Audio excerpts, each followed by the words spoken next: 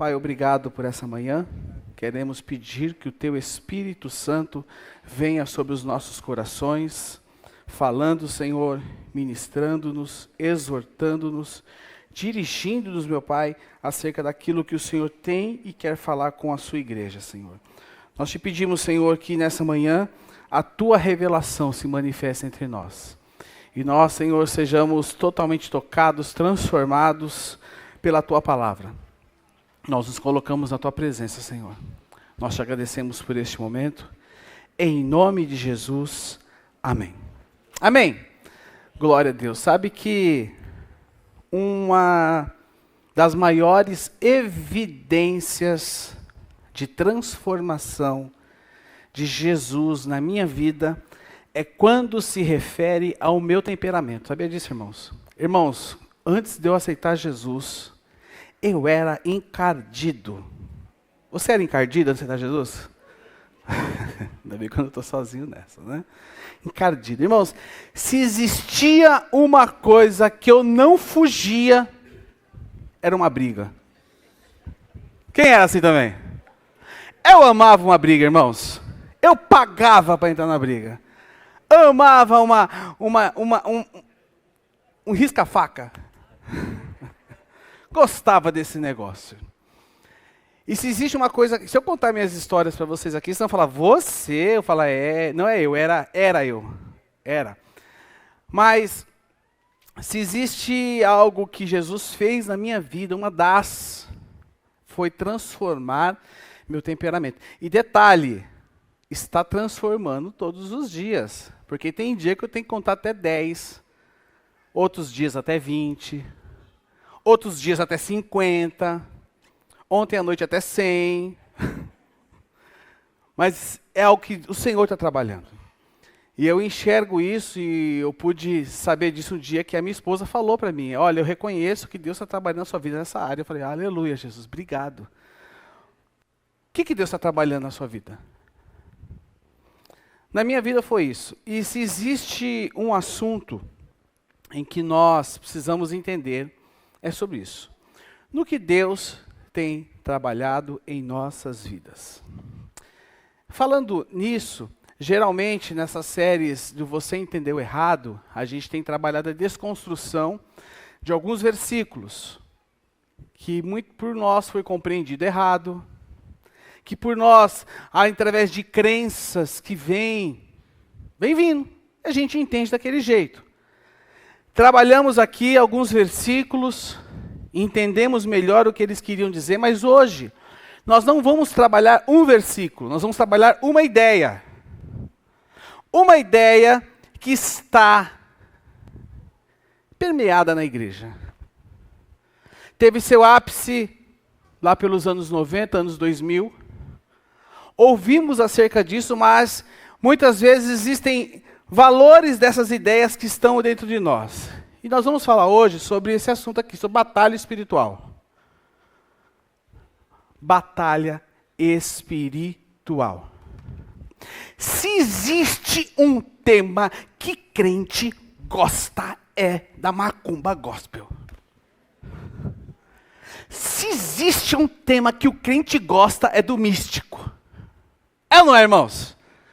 Se existe um tema que crente gosta, é do mágico. E aí, a partir disso, a partir de algumas crenças, de alguns ensinamentos, a gente acaba trazendo isso para o contexto dia a dia da igreja. Existiram muitos pontos da história, existia uma época em que estava na moda satanistas se converter, então eles chegavam na igreja, falavam um monte de coisa, a gente só assim, Quem aqui leu, ele veio para libertar os cativos?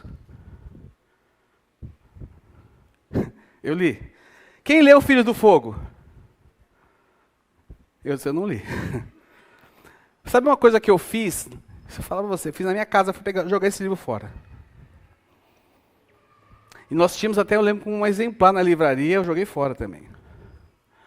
Porque esses conteúdos, eles alimentam algo em nós que vem a partir de revelações ou, entre aspas, experiências que não tem a ver conosco e com o nosso dia a dia. E aí a gente já se alimenta daquilo. E a gente já pinta o negócio. E aí inicia-se aquela batalha. Deus, porque a batalha espiritual é isso. Deus versus o diabo. E aí, trazendo para a cultura contemporânea, a gente às vezes acaba confundindo. Por quê? Quem aqui, ó? Só os inimigos. O lado negro da força contra aqui o mocinho. Darth Vader versus Luke Skywalker. E a gente já começa a trazer isso pro dia a dia nosso. Ou então, Superman versus Lex Luthor. Deus, e tem até uns teólogos de internet que não, eu assisti o filme do Superman. E ali eu vi a mensagem clara de Deus versus o diabo. Esse aqui agora vai denunciar a sua idade.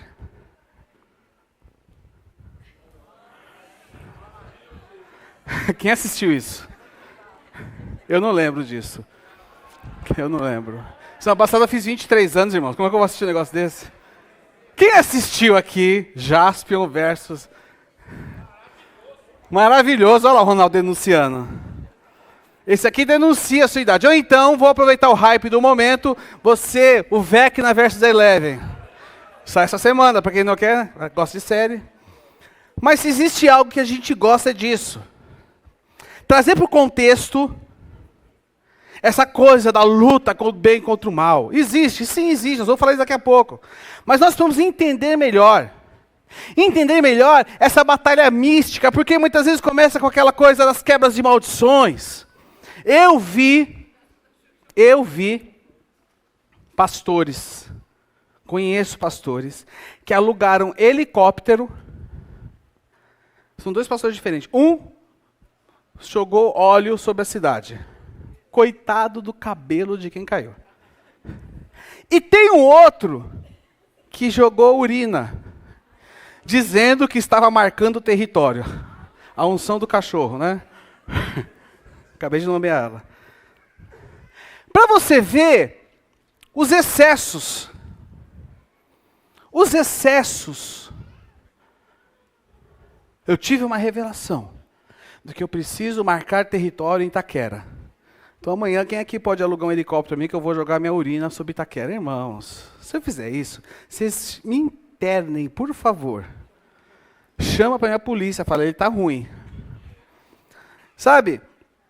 Esse contexto das quebras de maldições, o disco da Xuxa ao contrário. Quem é que ouviu o disco da Xuxa ao contrário? Meu cãozinho Xuxo levou não sei o que, Exu Caveira. Onde até eu parei ontem para procurar isso no YouTube, para me ver, né? Falei, mas irmãos, como o crente é criativo. Se esse negócio que a gente precisa falar com o crente, ele é criativo. Ou então o boneco do Fofão. Porque dizia-se que tinha um punhal na cabeça do boneco do Fofão, que era para as crianças pegarem aquele punhal e se matarem. E aí começou uma onda de queimar o Fofão. Assumo e concordo para vocês que ele é feio. Parece que a cara dele se apagou uma fogueira com a cara dele, né? E esse boneco era caro, viu, irmãos? Quem aqui teve um boneco Fofão? Você, Michel. Segue o jogo. Sai do Fofão. Ou então fala-se da Disney, porque o Lilo e Stitch é do capeta. Ou então, o chip é o número da besta. Sabe que essa aqui já é antigo. Eu conversava com a secretária de um grande pastor, nível nacional e internacional, essa semana, e ela compartilhava comigo o seguinte, que começou aquela onda do chip, da vacina, teve gente que não se vacinou, por causa que era coisa do anticristo, tal, não sei o quê, não sei o quê. E ela falou que lá na igreja deles, fica no interior de São Paulo, eles trouxeram para a igreja a campanha de vacinação. Eu bati palma de pé quando ela falou aquilo. Só que, você não sabe, uma grande parte da igreja e da cidade cancelaram eles, dizendo que eles estavam propagando o chip do anticristo, o 666. Ou então da maionese Hellmann's. Quem aqui já viu essa da maionese Hellmann's? Ó, Hellmann's, homem do inferno. Aí, só que a internet é maravilhosa, né, irmãos? A internet é maravilhosa. Eu tive que trazer esse comentário. Se passar no pão que o diabo amassou, fica melhor ainda. Eu amo a internet. Sabe o que quer dizer Hellmann's? Primeira coisa, Hellmann era o sobrenome do alemão que inventou a maionese. Essa maionese. E Hell, lá em alemão, quer dizer claro, quer dizer brilhante. Então isso aqui é coisa de crente que gosta de inventar as coisas. Tem também aquela da... Você conhece a... Eu não vou falar mal da Marcha para Jesus, tá? Prometo, não vou falar. Mas tem gente que pega o nome da pessoa, o pedido de oração, põe na sola do sapato e faz a Marcha para Jesus todinho para ver o seu pedido se realizar. Como a Lívia muito bem disse aqui quando ministrava o louvor. Na cruz do Calvário, toda a batalha foi vencida. Na cruz do Calvário, nós vamos entender isso. Muitos de nós, irmãos, tivemos a nossa fé moldada por uma fé doentia, por uma espiritualidade estragada.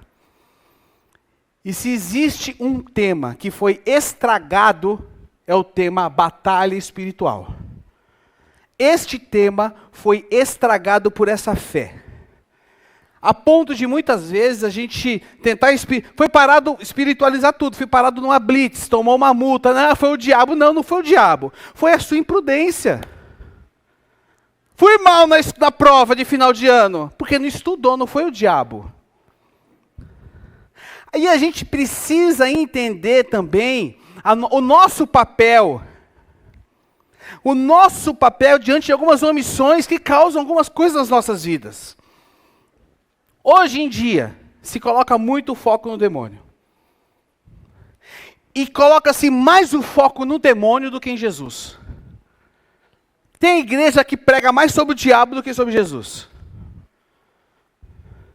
Nisso, as pessoas são motivadas a viver uma espiritualidade, uma vida cristã, não motivada pelo amor de Cristo, mas motivada pelo medo.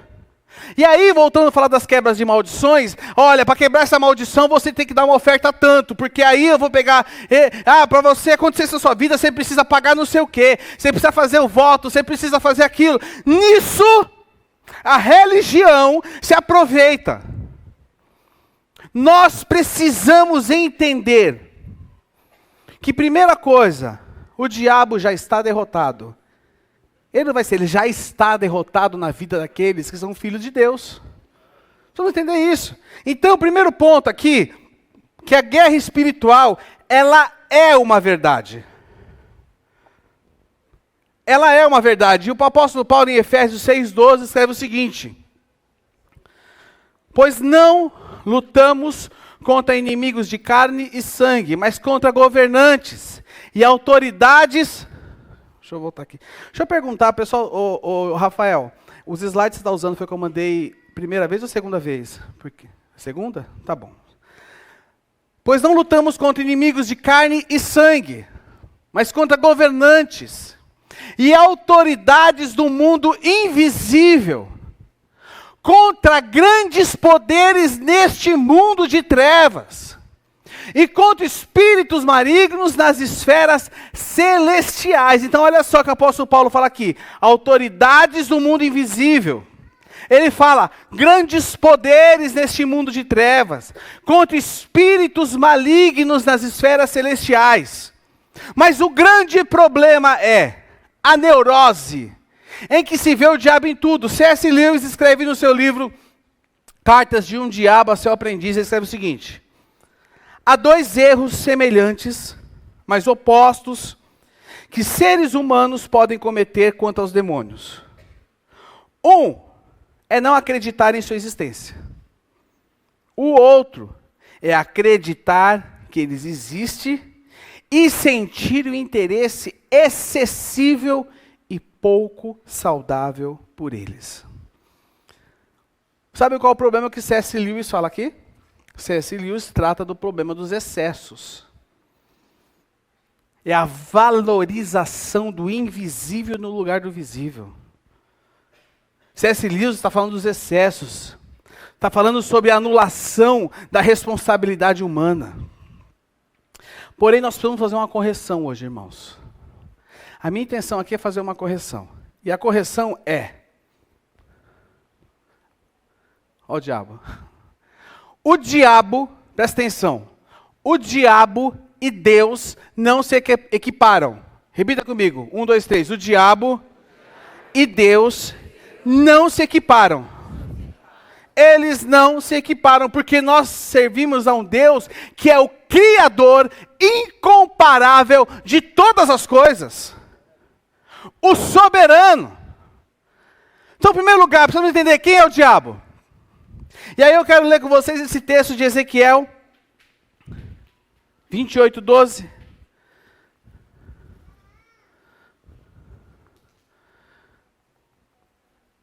A 17.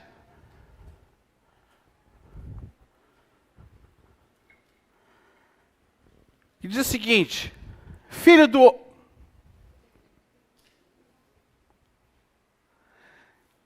Está errado esse slide, viu, Rafael? Vocês colocaram o slide errado. Mas abra sua Bíblia comigo em Ezequiel 28, do 12 ao 17, até eles colocarem para mim o slide certo.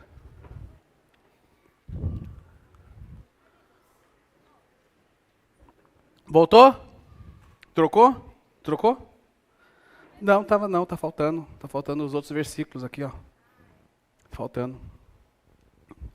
Não porque eu fiz isso aí, estava errado.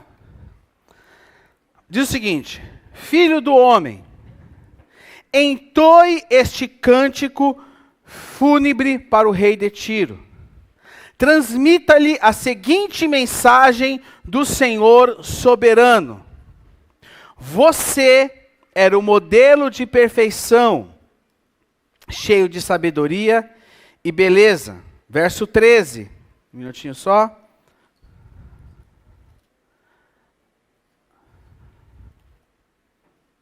Verso 13. Estava onde que fala aí? No Éden, o jardim de Deus. Suas roupas eram enfeitadas com todas as pedras preciosas. Olha o que diz aqui: rubi, topázio, esmeralda, crisólito, ônix e jaspe, safira, berilo e turquesa. Todas trabalhadas com cuidado para você sobre o ouro mais puro. Foram-lhes entregues no dia em que você foi criado. Eu o escolhi e o ungi, como querubim guardião. Você tinha acesso ao monte santo de Deus e andava entre as pedras cintilantes. Era irrepreensível em tudo o que fazia, desde o dia em que foi criado, até que se achou maldade em você. Seu rico comércio o levou à violência, e você pecou. Por isso, o bani e desonra do monte de Deus. Eu o expulsei, ó querubim guardião, de seu lugar entre as pedras cintilantes. Seu coração se encheu de orgulho por causa de sua beleza. Sua sabedoria se corrompeu por causa do seu esplendor. Por isso, o atirei à terra e o expus ao olhar dos reis. Agora sim, olha só. Aqui. Você era o modelo de quê? Cheio de quê? E beleza. Estava no Éden, o jardim de Deus. Próximo aqui, olha. Verso 15. Era irrepreensível em tudo que fazia, desde o dia em que foi criado, até que se achou maldade em você. Quem é o diabo? O diabo é um anjo criado que se rebelou contra Deus. Diabo é um anjo criado que se rebelou contra Deus. Ele é astuto. Ele é poderoso. E ele é atuante em todo o mundo. Em todo o mundo. Essa passagem, os teólogos chamam ela de uma profecia de dupla referência. Aonde ela fala do rei de Tiro. E ela tratando o rei de Tiro, Ezequiel, ele traz uma profecia contra esse rei. Era um rei que havia enriquecido à custa dos seus vizinhos. E em determinado momento, esse rei, por ter se enriquecido assim, ele se enche de orgulho. E muitos acreditam que essa profecia, o rei de Tiro, é uma comparação ao orgulho de Satanás. E aí, você traz essa profecia de dupla referência. E para testificar isso, Jesus diz lá, em Lucas 10, 18, olha só que Jesus diz: então ele lhes disse, vi Satanás caindo do céu como um relâmpago. Então Jesus, ele nos mostra que realmente Satanás era um anjo e que cai do céu como um relâmpago. Porém tem uma outra passagem de Isaías, capítulo 14, se eu não me engano, a partir do verso 12, que fala sobre do rei Nabucodonosor II. Quem foi Nabucodonosor II? Foi rei da Babilônia, reinou por mais ou menos uns 40, 45 anos. Ele destruiu o templo em 586, conquistou Jerusalém. Ele tem entre seus feitos aí os incríveis jardins suspensos da Babilônia, construiu grandes coisas, né? Ele foi símbolo de poder, símbolo de opressão também. Só que Isaías 14, existe a interpretação a partir de Orígenes de Alexandria, que fala que fala da estrela da manhã. E ele chama a estrela da manhã ali de Lúcifer. Mas quando você vai ler Apocalipse 22, 16, lá na frente, João se refere a Jesus como a estrela da manhã. Então, essa profecia aqui de Isaías 14, ela é sobre Nabucodonosor. Agora, quando a gente fala de Ezequiel, é uma profecia de dupla referência, onde Jesus fala isso aqui, ó. Então, ele lhes disse, vi Satanás caindo do céu como um relâmpago. Meus irmãos, o diabo existe. E ele tem uma luta. E sabe com quem é de fato essa luta? O apóstolo Pedro nos diz: estejam atentos, tomem cuidado com o seu grande quem?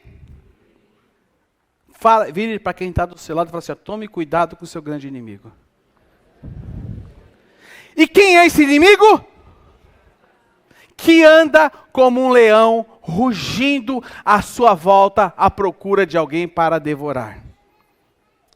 Sabe o que significa diabo?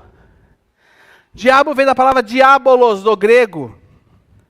Significa acusador.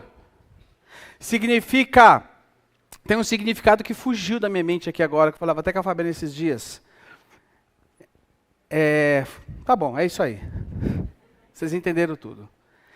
É o acusador da sua alma. É aquele que trabalha intensamente contra você. Então, presta atenção. O diabo não é o grande inimigo de Deus, o diabo é o seu inimigo. O diabo está tentando destruir você, não a Deus. Ele está ao seu redor, rugindo como um leão, esperando o momento para te devorar. O diabo é uma criatura, foi criado por Deus assim como nós. Ele é astuto. Ele age com cautela. Presta atenção, o diabo não tem pressa. Como? Caluniador, é isso. Então, diabolo significa acusador, caluniador. Então, quando alguém calunia você, essa pessoa está sendo o diabo na sua vida. Voltando a falar, ele não tem pressa. E como ele trabalha? Ele não vai aparecer, irmão, presta atenção, de garfo, rabo, chifre, tridente, pele vermelha, parece que voltou da praia sem protetor solar. Não! Não! Ele trabalha com ideias. Ele trabalha aqui, ó. Trabalha na sua mente. E ele quer te destruir a sua família, destruir os seus valores e, presta atenção, te afastar do corpo. Sabe o que é um ponto de vitória para o diabo? Te afastar do corpo. Não, eu posso te dizer isso. Ele quer te afastar do corpo. Precisamos aprender algo aqui nessa manhã. Como agir na tal da batalha espiritual? Nós estamos em meio a uma batalha espiritual. Sim, não aquela que venderam para nós. Tem demônio em todo lugar, demônio debaixo da cadeira. Presta atenção, possessão demoníaca existe sim, viu? Existe. Eu me recordo de uma história, eu ia passar por isso aqui no meio da ideia, mas quando eu liderava jovens, acho que o André lembra dessa história. A gente estava fazendo um lava rápido e tinha uma menina que estava toda oprimidinha assim. Aí uma outra chegou, começou a passar a mão na cabeça dela, né? Você está assim, não fica assim não. Né? Olha, fica assim não. Deus é bom, a vida é linda, né? Seu cabelo é tão bonito. Eu cheguei perto e falei, levanta só um pouquinho. Aí eu falei o nome da menina, a menina me olhou com os olhos tudo torto assim, irmãos. Eu falei para ela, você está fazendo carinho no diabo, viu? Possessão demoníaca existe e existe sim. Mas quem? Quem? Presta atenção. Quem aqui nasceu de novo, tem o Espírito Santo habitando em você? Você não é alvo de possessão demoníaca, porque aquele que nasceu de novo tem o Espírito Santo habitando nele. Voltando aqui, abrir um parênteses, como agir nessa batalha espiritual? Primeira coisa, discernindo as mentiras que tentam moldar a sua mente. E aí nós vamos lá para trás, para Gênesis. Gênesis 3:1 diz, a semente era o mais astuto de todos os animais selvagens. O que a serpente era? O mais o quê? De todos os animais selvagens que o Senhor Deus havia criado. Certa vez, ela perguntou à mulher, Deus realmente disse que vocês não devem comer de nenhuma da árvore do jardim? Olha só. E aí eu vou continuar a leitura aqui, não está aqui, eu vou continuar a leitura e diz o seguinte. Aí a mulher responde, podemos comer do fruto das árvores do jardim, respondeu a mulher. Então olha só como a serpente, ela é astuta. Olha só. Deus falou que vocês não podem comer de nenhuma árvore do jardim? E aí ela responde, podemos comer do fruto das árvores do jardim, responde a mulher. E aí no verso 3, é só do fruto da árvore que está no meio do jardim que não podemos comer. Deus disse, não comam, e nem sequer toquem no fruto daquela árvore. Se o fizer, morrerão. E aí a serpente diz, verso 4, é claro que vocês não morrerão. Verso 5, Deus sabe que no momento em que comerem do fruto, seus olhos se abrirão. E como Deus, conhecerão o bem e o mal. Sabe, irmãos, a batalha espiritual, ela começa quando o diabo começa a querer plantar ideias na sua cabeça. Plantar ideias que vão contra a palavra de Deus. Ele planta ideias que começam a distorcer a verdade. O que a gente viu com Eva aqui? A serpente não forçou ela. Ela não chegou no pescoço de Eva, se enrolou, falou, se você não comer, eu vou te enforcar. Não! Argumentou. Sugeriu algo errado. Trouxe o que Deus falou e trouxe uma comparação naquilo que Deus falou. O que a serpente faz? Ela chega no coração de Eva. Eu apontei para Eva não porque Eva, né, mulher. Está aqui, irmãos. Não é nada com a Fabiana, não. Tá? Aponta para aqui, pronto. Para Eva, mulher. E planta o que no coração dela? Dúvida. Opa, é verdade, né? sabe que essa cobra está certa? Mulher, imagina você num jardim com uma cobra conversando com você. Você ia trocar uma ideia com ela? Eva trocou. E esse é o método do diabo. O método do diabo é lançar dúvidas, questionamentos. Sabe como ele é chamado? Jesus deixa bem claro que ele é o quê? O pai da mentira. E é assim que o diabo vai agir. E nós precisamos aprender, irmãos, discernir as mentiras do diabo. Embora possa parecer simples. É tão simples. Mas discernir as mentiras do diabo é um processo profundo, porém tem que ser um processo diário. Sabe por quê? Todos nós já perdemos em algum momento nas mentiras dele. É ou não é? Eu já perdi. Eu já perdi. Não é simples. E nós vamos pedir ao Senhor discernimento. Porque o diabo não vai vir com grandes ataques. Mas ele vai vir com pensamentos pequenos. Ele vai te propor concessões. E sabe que vencer essa batalha espiritual começa quando você reconhece a mentira antes que ela se torne uma verdade. E nós precisamos, então, hoje, em primeiro lugar, discernir as mentiras que tentam moldar a sua mente. E muitas das mentiras também, elas vêm hoje pelo o mundo contemporâneo que a gente existe. As concessões do tudo é normal, tudo pode, vale tudo. E nós precisamos, primeiro, moldar a nossa mente pela palavra.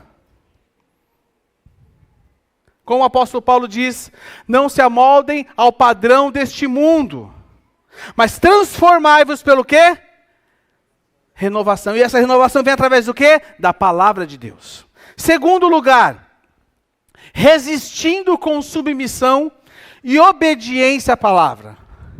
E aí o apóstolo Tiago diz, o irmão de Jesus, na sua epístola, ele diz o seguinte: portanto, submetam-se ao Deus. Resista a quem? E ele fugirá de vocês. Submeter-me a Deus e a sua palavra. Resistir ao diabo e ele fugirá de mim. E eu quero ler com vocês o texto. Ordene a estas pedras que se transformem em pães. Irmãos, imagine uma pessoa 40 dias sem comer. Você fica 3 horas sem comer. Você já vê lanche, Big Mac,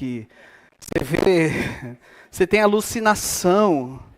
Quem é assim? É verdade, irmãos. Você se alucina, né? Você quer comer pedra. E Jesus olha, e o diabo olha para Jesus e fala assim, ordene a estas pedras. Havia pedra ali. Ponto. O diabo usou o ambiente que Jesus estava para tentar ele. Está no deserto, irmão? Rapato, está no deserto? Tem pedra? Usa ela, faz transformar em pão. Jesus respondeu: as escrituras dizem, uma pessoa não vive só de pão, mas do quê? De toda a palavra que vem da boca de Deus. Verso 5. Então o diabo levou a cidade santa até o ponto mais alto do templo e disse: se você é filho de Deus, salte daqui. Olha aqui a astúcia do diabo. Como que Jesus venceu o diabo diante da primeira tentação? Com a palavra. Foi ou não foi? Como que o diabo ataca Jesus agora? Com a palavra. Olha só, salte daqui. Aí o diabo fala para ele, você não manja da Bíblia? Porque as escrituras dizem, ele ordenará aos seus anjos que o protejam. Eles o sustentarão com as mãos, para que não machuque o pé em alguma pedra. Jesus respondeu: Olha, diabo, eu sei que você conhece a Bíblia, eu também conheço. E ele fala o seguinte: as Escrituras também dizem, não ponha à prova o Senhor Deus. Em seguida o diabo levou até um monte muito alto e lhe mostrou todos os reinos do mundo e sua glória. O diabo levou ele num lugar muito alto, num lugar isolado. E disse para ele que, mostrou para ele toda a glória, tudo. E disse para ele, eu vou te dar tudo isso. Basta ajoelhar-se e me adorar. Ó, Jesus, a gente está num lugar isolado. Tem ninguém vendo a gente. Ajoelha aí. Só me adora. Que eu vou te dar tudo. Ó, Jesus, é uma concessãozinha. Ninguém vai saber. Ninguém vai saber. E aí Jesus fala, me perdi? 10. Saia daqui, Satanás. Disse Jesus, pois as Escrituras dizem, adore o Senhor seu Deus e sirva somente a Ele. Então o diabo foi embora e os anjos vieram e serviram a Jesus. Presta atenção. Existe, olha só, Tiago 4,7. Portanto, submetam-se a Deus, resista ao diabo e ele fugirá de vocês. Nós lemos um texto onde Jesus submeteu-se a Deus, resistiu ao diabo e aí aconteceu o quê? Esses dois textos nos mostram um padrão. Submissão, resistência e fuga do inimigo. Repita assim comigo, submissão, resistência e fuga do inimigo. Submissão o quê? A palavra. Irmãos, presta atenção que eu vou falar para vocês aqui. A palavra de Deus, ela é inegociável. Embora, às vezes tenham ideias que pareçam bacanas, mas eu quero dizer uma coisa. Nunca negocie a palavra de Deus na sua vida. Pais, nunca negocie a palavra de Deus na criação dos seus filhos. Não negocie a palavra de Deus, ela é inegociável. E o resistir, presta atenção, irmãos. O resistir não é só falar versículos. Porque o diabo conhece a Bíblia. Você não vê Jesus falando, ô diabo, você conhece a Bíblia, rapaz? Aceita Jesus, aceita eu, sua vida vai mudar. Não! Não é só citar versículo. Eu conheço muita gente que conhece versículo de trás para frente, de frente para trás. Mas a grande questão, sabe o que é? É viver aquilo que Deus diz. É viver a palavra. É escolher obedecer a palavra, mesmo quando tudo parece difícil. É não negociar seus valores, mesmo quando a sua carne está pedindo. Não negociar. E o inimigo, ele trabalha contra a palavra de Deus. O diabo, o seu inimigo, o astuto. Ele trabalha contra a palavra. Olha só o que o apóstolo Paulo vai falar sobre aqueles que não conhecem a palavra. Presta atenção nisso. 2 Coríntios 4:4. Olha só o que o apóstolo Paulo diz. O Deus deste mundo cegou a mente dos que não creem, para que não consigam ver a luz das boas novas. O que são as boas novas? É o evangelho de Jesus. Não entendendo essa mensagem a respeito da glória de Deus, da glória de Cristo, que é a imagem de Deus, o diabo cega. Presta atenção, o seu marido, o seu filho, a sua esposa, seu irmão, seu familiar, seu amigo, que você tem pregado e ele não está indo, sabe o que é? O diabo tem cegado a mente dele. E aí Jesus, numa parábola, lá no Evangelho de Mateus 13:19, parte B, ele fala e confirma isso. Então o maligno vem e arranca a semente que foi lançada em seu coração. Assim é no descrente. Mas ele ataca você assim também. Ele ataca você assim também. Nós precisamos permanecer firmes naquilo que Deus falou. Nós não podemos permitir dúvidas, questionamentos, distrações, mentiras. Não podemos deixar que o diabo roube aquilo que a palavra de Deus tem lançado na sua vida. E quando que essa resistência acontece? Quando você batalha? Não, meu irmão. Quando você obedece, se posiciona. E aí você não negocia. E aí todo sofisma, toda mentira cai por terra e você se submete à palavra, você obedece ela e você vence o diabo na sua vida. Terceiro lugar. Ó, o cronômetro está me roubando, viu? O diabo está usando o cronômetro ali, ó. Pode botar mais uns 5 minutinhos aí, porque eu perdi uns tempinhos aí com o pessoal, esperando slide. Não é verdade, não. Que é justo, né? Por favor. Olha só, terceiro, ajustando, olha lá, ajustando. Deus falando com vocês. Ajustando nossa perspectiva para a vontade de Deus. Mateus 16, do 21 ao 23 diz: daquele momento em diante, Jesus começou a falar claramente a seus discípulos que era necessário que ele fosse a Jerusalém e sofresse muitas coisas terríveis nas mãos dos líderes do povo, dos principais sacerdotes e dos mestres da lei. Seria morto. Mas no terceiro dia aconteceria o que com ele? Verso 22. Pedro o chamou de lado e começou a repreendê-lo por dizer tais coisas. Moral do Pedro, hein?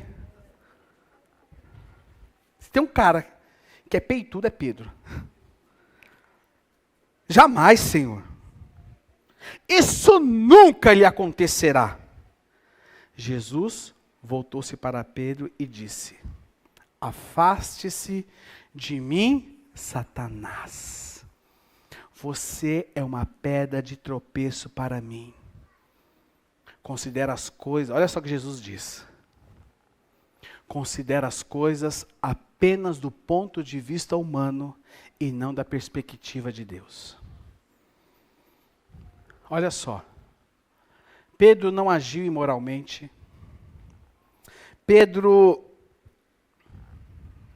agiu humanamente. Jesus, ao mesmo tempo em que ele era homem, ele era o quê? Deus. União hipostática. Um dia nós falamos sobre isso. Então, ao mesmo tempo que ele era Deus, sabia de todas as coisas, sabia o que o Arthur está pensando, sabia o que você está pensando em fazer amanhã, ele sabe de tudo, porque ele era Deus. Ele também era homem. Imagine você saber o dia e a hora que você vai morrer e como você vai morrer. Imagina a parte humana de Jesus. A palavra diz que quando Jesus foi para o Getsemane orar, o que aconteceu com ele? Ele suava o quê? Sangue. Ele está aqui com Pedro. E Pedro, na humanidade, ele enxerga aquela situação de forma emocional, de forma natural. E o diabo, ele usa isso. Porque o que Jesus fala para Pedro? Afaste-se de mim, Satanás. Por quê? Porque o diabo, através de Pedro, estava tentando colocar ideias na cabeça dele. Estava tentando fazer ele repensar. Repensa. Ó, será? Não pode fazer diferente? Fazendo ele repensar. E aí o diabo, muitas vezes, como ele é astuto, ele vai lançar ideias na sua cabeça, que vai fazer você ir para o lado sentimental, para o lado emocional. E aí as suas perspectivas humanas começam a falar mais alto do que aquilo que Deus falou para você. E por isso que, olha só, por isso que Jesus fala aqui, ó, bem no finalzinho, considera as coisas apenas do ponto de vista humano e não da perspectiva de Deus. O diabo é astuto. E nós precisamos alinhar as nossas perspectivas, as nossas expectativas com aquilo que Deus tem falado conosco. Nós precisamos pedir, irmãos. Não sei se você ora por isso, mas eu oro todos os dias, eu peço ao Senhor discernimento. Você precisa pedir discernimento para enxergar além do imediato. Você precisa pedir discernimento para enxergar além do lógico.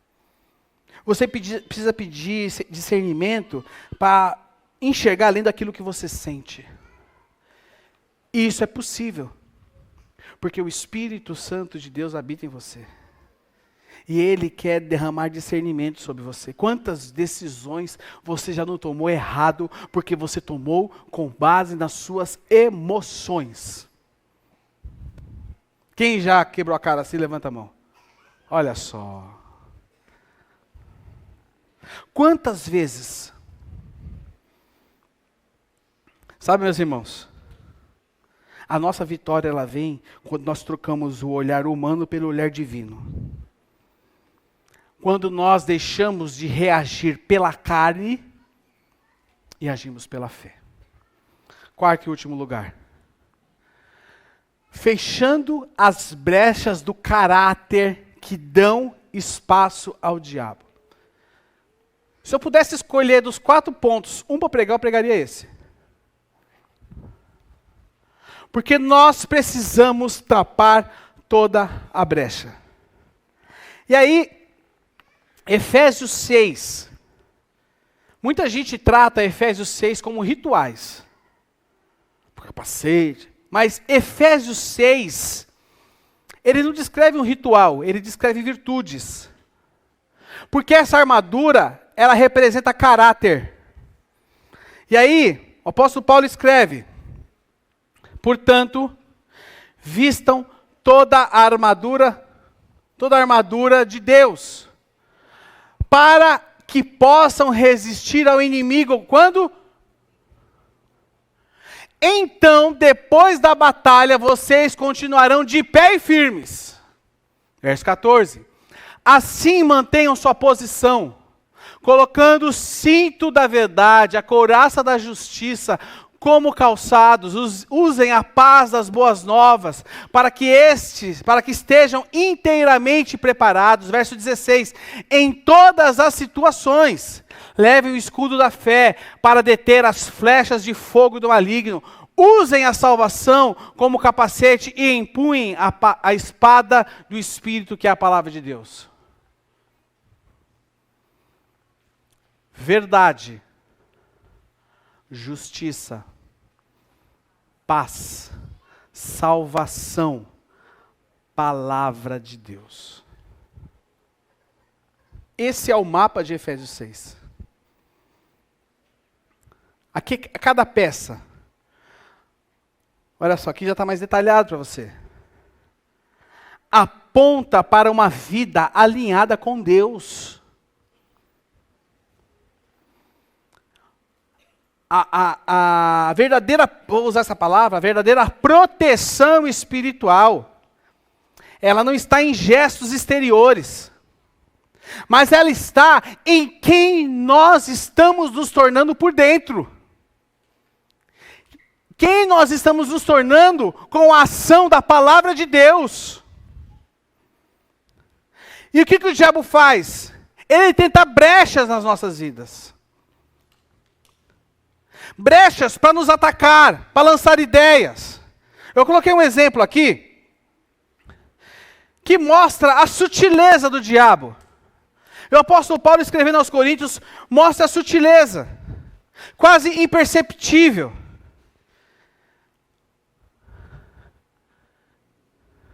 Cadê? Não veio para cá. Mas abra sua Bíblia comigo em 1 Coríntios 7:5.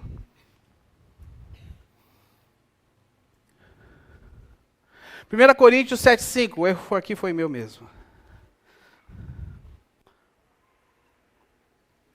1 Coríntios 7:5. O apóstolo Paulo usa algo natural do casamento aqui. Olha só. Podia ler muito, tem muita coisa. Mas olha só o que ele fala, ó. 1 Coríntios, capítulo 7, verso 5. Achou aí, sim ou não? Não privem um ao outro de terem relações, a menos que ambos concordem em abster-se da intimidade sexual por certo tempo, a fim de se dedicarem, olha só, vão se abster para quê? Se dedicarem de modo mais pleno à oração.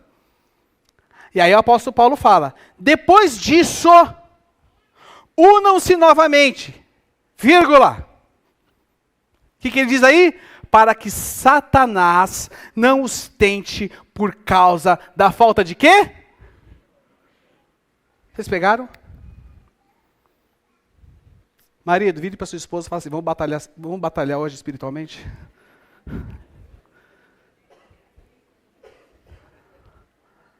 Olha só. Algo tão normal. Tão simples. Mas pode se tornar uma brecha. Não é uma entidade se levantando.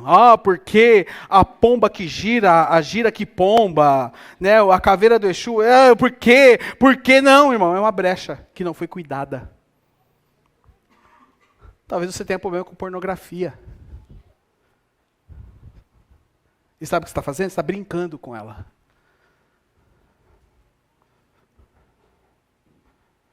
Talvez você tenha problema com dinheiro. E sabe o que você faz? Você está brincando. Porque o meu cartão de crédito estourou. Foi o demônio. Não, irmão, não foi o demônio. Foi você mesmo que passou o bichinho lá, ele cantou e você, depois de um mês, vem a fatura. Tem que pagar. Queria dizer uma coisa para você. Passou o cartão, tem que pagar, irmão. Cartão de crédito, até você passar ele. Depois que passou, é cartão de dívida, né, Gabriel? Tem que pagar. Mas eu não resisti na hora que eu passei, você não resistiu. Porque falou, o diabo me cegou. Não te cegou, não. Não cegou, não. Foi você mesmo. Mas aí o vendedor veio na minha direção e ia falar para ele, afasta-se de mim, Satanás. E eu cedi. Não resistiu. Onde você tem pecado? Quais brechas você precisa fechar na sua vida hoje? Para nós encerrarmos aqui, pessoal, o louvor pode subir. Em primeiro lugar, quais mentiras você precisa discernir e rejeitar hoje? Quais mentiras você precisa discernir e rejeitar hoje? Podem ser pequenas ideias. Presta atenção. Não é coisa grande. Pequenas ideias. Coisas pequenas. Que acabam moldando o seu coração. Molda a sua maneira de viver. Molda as suas respostas. Molda as suas decisões. Qual? Segundo, em qual área você precisa obedecer a palavra ao invés de apenas conhecê-la? Submissão gera resistência e resistência gera vitória. Qual área você precisa obedecer a palavra? Que área da sua vida você precisa obedecer a palavra de Deus? Eu posso dizer algo? Você sabe. É que às vezes a gente se faz desentendido, né? Não, a gente sabe. Terceiro e último lugar. Existe alguma brecha de caráter, atitude ou relacionamento que precisa ser fechada na sua vida hoje? Presta atenção. Pequenos descuidos dão grandes oportunidades ao diabo. Você tem um inimigo. E ele quer implantar na sua mente ideias, mentiras. Sabe o que o diabo quer? Que você fique fora do corpo. E nós precisamos, eu e você, precisamos nos posicionar dentro da palavra de Deus em nome de Jesus. Fique de pé no seu lugar comigo, eu quero orar com você.